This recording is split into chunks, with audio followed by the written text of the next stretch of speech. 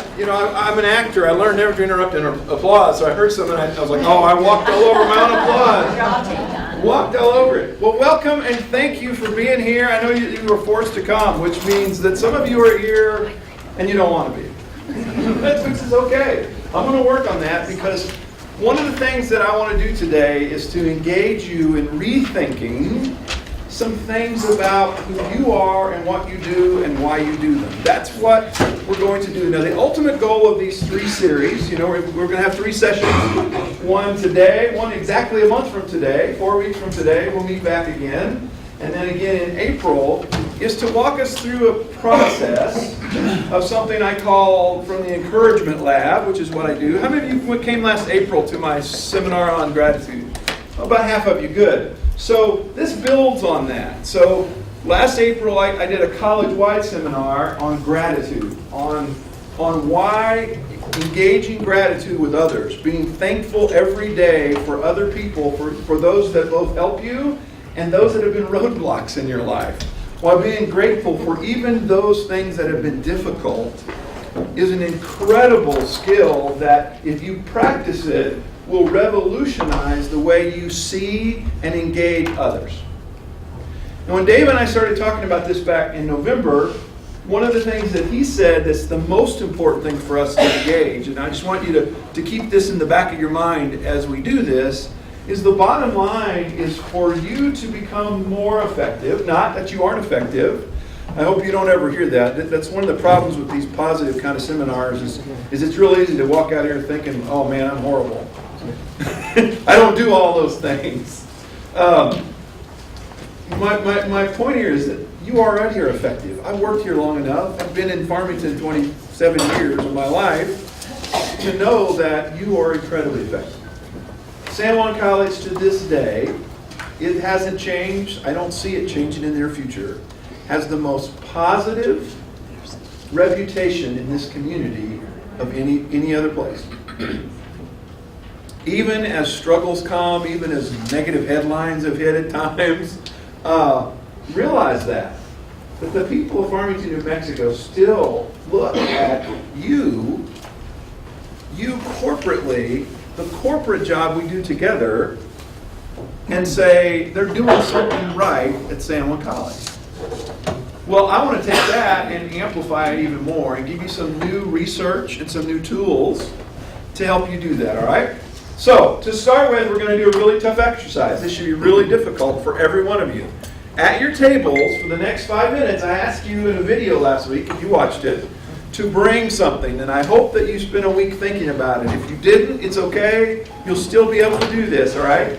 For the next 5 minutes, I want you to talk at your table about 3 things that brought you joy this past year.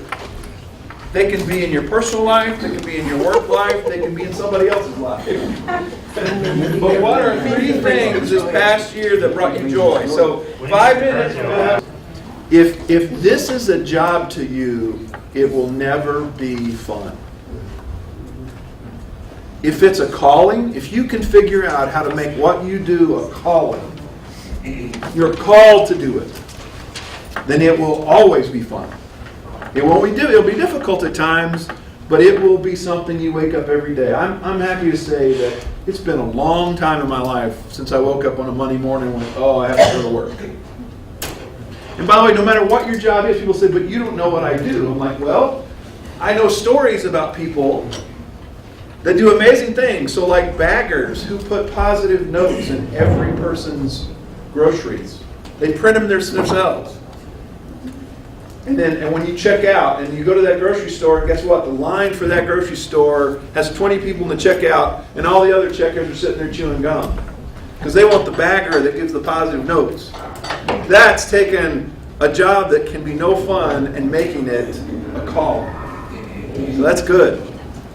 I can either choose in life to be an actor, someone engaged in the actual process of whatever it is going on stage, or I can be a critic. Critics sit out in the audience and say bad things about the people up on stage. You are completely enveloped in criticism. People come at you with it. People surround you with it. And trust me, more than likely, statistically, most of you in here, actually that's your first reaction to difficulty and challenge that comes into your life. Because we're really proud to be called critical thinkers. It's what education has done a great job of teaching us to do. I am not here to criticize critical thinking. I'm also not here to say this is a panacea of just, be on cloud nine and everything will be just fine. But I am here to tell you that the research is profound. I mean, there are thousands of studies now that show that your attitude, if you choose to be positive, engage everything in a positive way, will make a profound impact in your success. So, what's the best skill to own? I would argue the best skill to have, period, is a positive mindset. I don't care how well you do anything else in your life. If you have the skill of a positive mindset, it will lead to success. Well, I just read this morning, the life expectancy in America is down almost 4 years. 4 years we've lost. You've just lost 4 years of your life. Do you know what it's to? There's only 3 things that they're attributing it to. Drugs, alcohol, and suicide. The suicide rate in this country is off the charts. We've decided as a country that no longer would that be front page news. It used to be front page news in the local paper. It doesn't make the news anymore, and I understand why. I'm not here to debate that. But the point here is that talk to any fireman in Farmington, New Mexico, and ask them how many suicides they've been through the past year. You just did an exercise in joy. They have to do counseling for how many 20-something-year-old males that they've had to pull down out of trees and clean up messes in their bedrooms. I don't say that to be shocking. Well, I guess I do say that to be shocking. But I say that to say something's wrong, isn't it? Here's another statistic that's pretty amazing. Is it used to be the average onset of depression in America was age 29. Guess what it's down to? 14.7 years. Yeah. And yet we live in arguably, and again there's lots of measures of what this is, arguably the most successful culture in the history of the world. And there is nothing inherently wrong with success. But here's the lie we've come to believe in our culture. We believe that success will lead to happiness, which will give us a positive mindset. If I could just be successful, I'll be happy. All the studies show that's not true. And all the studies show that just the opposite is true. That if you develop a positive mindset, you'll be a happier person in life because you'll be able to understand and get through life's difficulties better than most. And out of that, you'll become a highly successful person, even though you might not define it the way we've been defining success in our culture.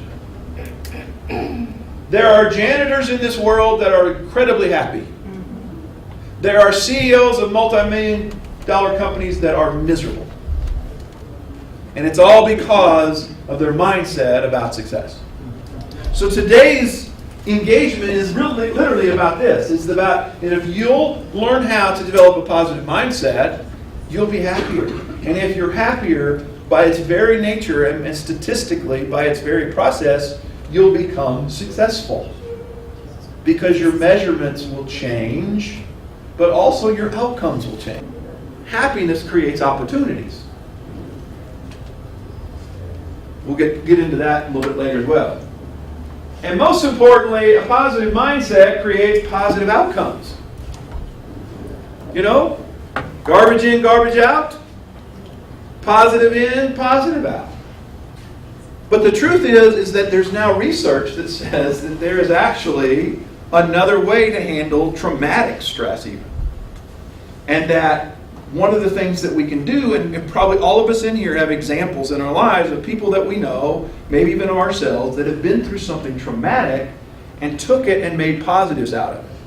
So, Here's the three paths. One is post-traumatic stress. When we engage something negative in our life, we can experience post-traumatic stress where we relive that. And by the way, there is no, one of the things I always want to make clear, and I know we have the counseling department in here, is that this is not a weakness.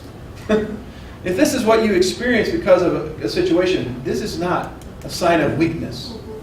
Do not hear that in this. This is real, it's tangible, and it's something that it's wonderful that we get help for. And we need to find everybody and anybody that's dealing with this and give them help and not create victims out of them, but create opportunities for them to process it in ways that makes them healthier and ultimately as healthy as they can be. So that's one of the things I want to be really clear about. No way am I saying that this is, something you shouldn't engage. Sometimes there's no option. But the second path is just normalcy. I just want to be normal. Malcolm Gladwell wrote a book, though, called Outliers. What's an outlier?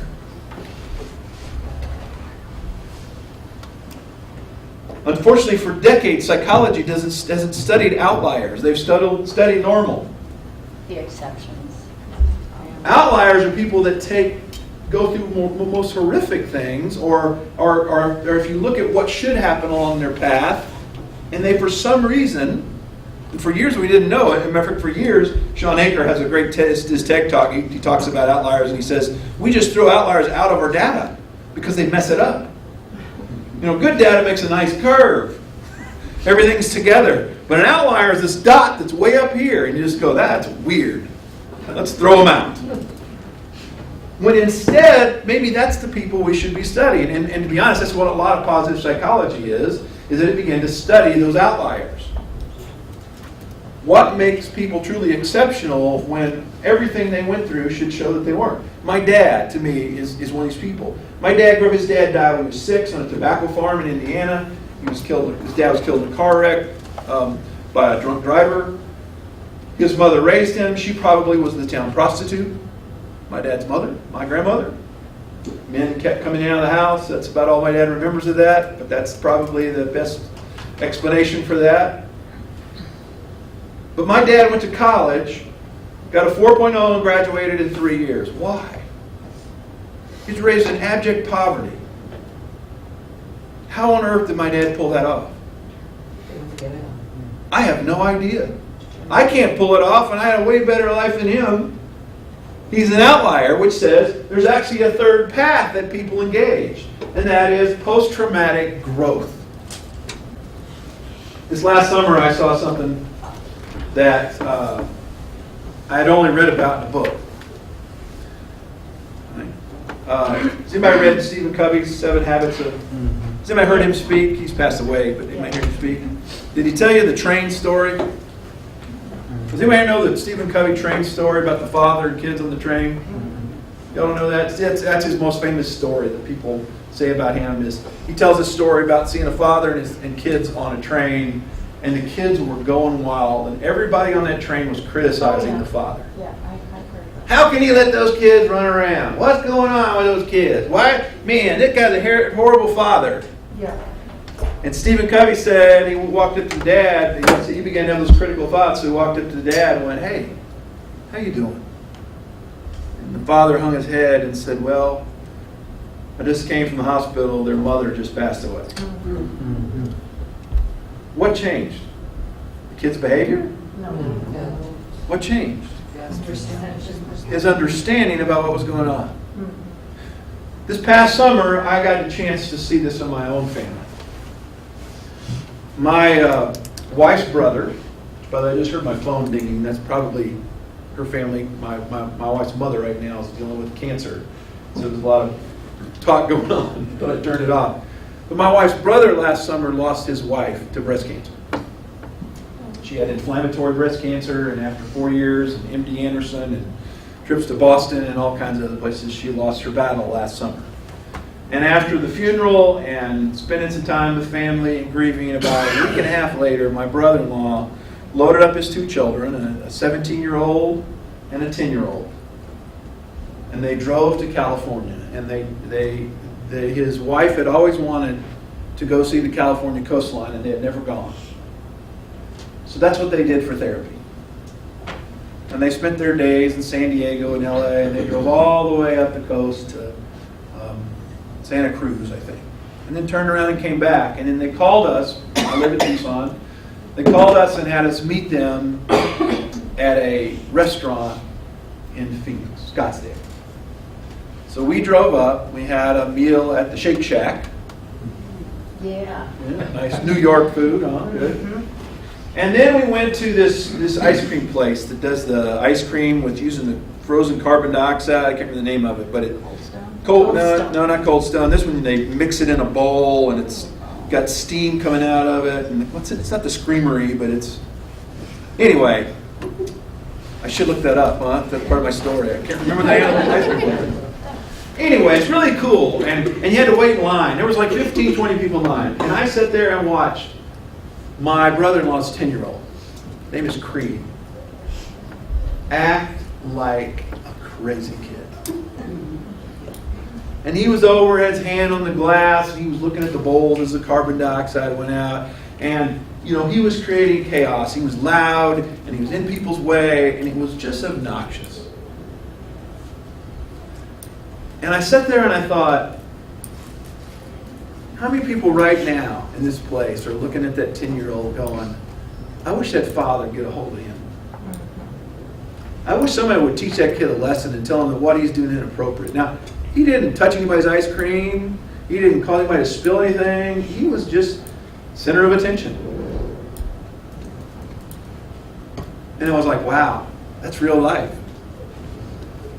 We do that all the time. And I was so grateful when an employee, after seeing him do all this stuff, instead of telling him to cool it or something, just said, hey kid, come here. And as he made a bowl of ice cream, he said, check this out. It comes out, you know, it's really cold, so it's liquid nitrogen is how they make it. And then he took it and then he poured it so that it came out all on top of this kid. Covered him in white steam. And he just thought that was the greatest thing ever. And I saw joy come across his face. And I was like, if that employee had any idea what he just did for that kid. That's right. You see, we engage people with stories. You have a story, I have a story. And that's what happens when we come at everything with a positive mindset. There's something called the Zorro Circle. Now, who's Zorro? Zorro, Antonio Banderas. I'm thinking now, when you think of Zorro, what do you think of? Antonio Banderas. That's right. But what are his skills? These are He's a hunk of burning love. That sums it all up right there. I don't care about his skills. I just like But he can swing from ropes, and he can swashbuckle, sword fight, and rescue damsels in distress, and all kinds of stuff. But how many of you saw the movie? all of them. He was. That's, by the way. Thank you, Stacy. He was. He's a Robin Hood of the Southwest. Yeah. But yet, if you go back and watch the movie, was Zorro always Zorro? No. No. He was Antonio. I should have warned you about Australia. You got a rough crowd, dude. So at the beginning of that movie, you go back and watch it. What happened is Antonio couldn't do any of these things. He decided that's what he wanted to be, but he couldn't do any of them. So he went to a mentor. And the mentor took his sword and he drew a small circle. And he had Antonio get into it, and he said, first you must master this circle. So he had him learn sword movement, just standing still. And then he enlarged the circle. Well, that's the magic of developing a positive mindset, is you get to start with a small circle. But I hope you'll take this and create a monster. I hope when I come back a month, people around campus are saying, those student services people, I am sick of their positive stuff.